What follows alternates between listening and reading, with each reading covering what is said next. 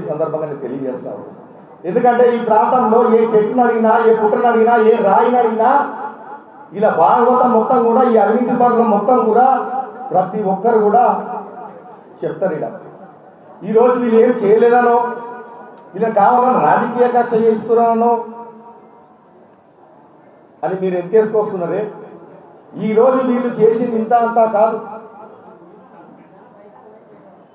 ఈరోజు 2023 మార్చి నాడే మీ ప్రభుత్వం ఉన్నప్పుడే, మీరు మంత్రి గారుగా, జిల్లా మంత్రిగా ఉన్నప్పుడే మరి ఈ మైనింగ్లో అక్రమం జరిగింది, ఎంకరేజ్మెంట్ అయ్యిర్రు, పరిమితి మించి ఈరోజు ఈ తవ్వకాలు జరిగినాయి అని చెప్పి పీసీబీ వాళ్ళు ఆల్రెడీ క్లోజర్ లెటర్ ఇవ్వడం జరిగింది.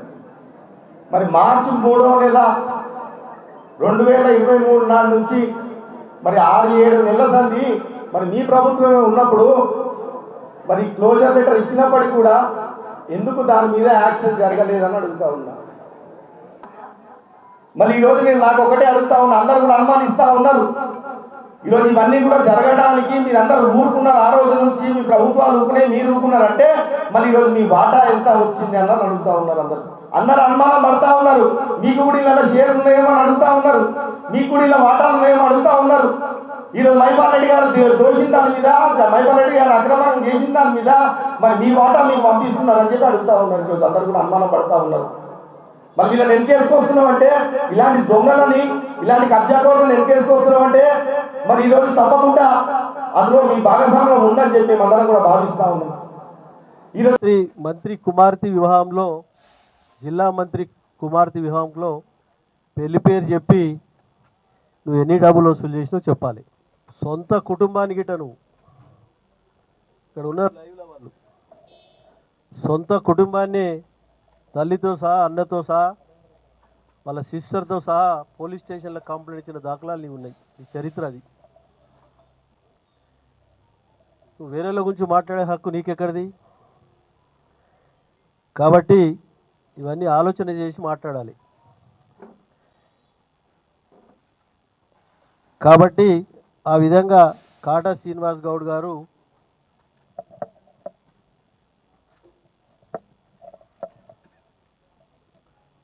మార్కెట్ కమిటీ చైర్మన్ కానీ, అలాగే దేవాదాయ చైర్మన్లు కానీ ఎలక్షన్స్ వస్తున్నాయంటే పండుగ ఆయనకు టికెట్లు అమ్మడము, సొంత కార్యకర్తలకు, పార్టీకి ఆర్గనైజేషన్ చేసిన వాళ్ళకు ఇనానిమస్ పదవులు ఇస్తారు. వాళ్ళ దగ్గర గిట్ట నువ్వు పైసలు వసూలు చేసిన పెద్ద మనిషివి నువ్వు. మార్కెట్ కమిటీ చైర్మన్ అనుకోండి, దేవాలయ చైర్మన్లు అనుకోండి, సీట్ల పంపకంలో అనుకోండి, మున్సిపల్ సీట్లలో కానీ ఆ విధంగా వసూలు చేసిన పెద్ద మనిషివి నువ్వు. వేరేల గురించి మాట్లాడే హక్కు నీకు ఎక్కడిది? కాబట్టి కబ్జా పెట్టి చేసే లెక్కలు, నేను మండల ప్రెసిడెంట్ ఉన్నప్పుడు ఎవడు అడిగేటోడు లేడప్పుడు, ఎన్ని ఎకరాలు కబ్జా పెట్టి అడిగేటోళ్ళు లేడప్పుడు. చాలామంది కబ్జాలు పెట్టి పేర్లు చెప్తాం, మరి పరిచయం అవుతారు మీరు. కాబట్టి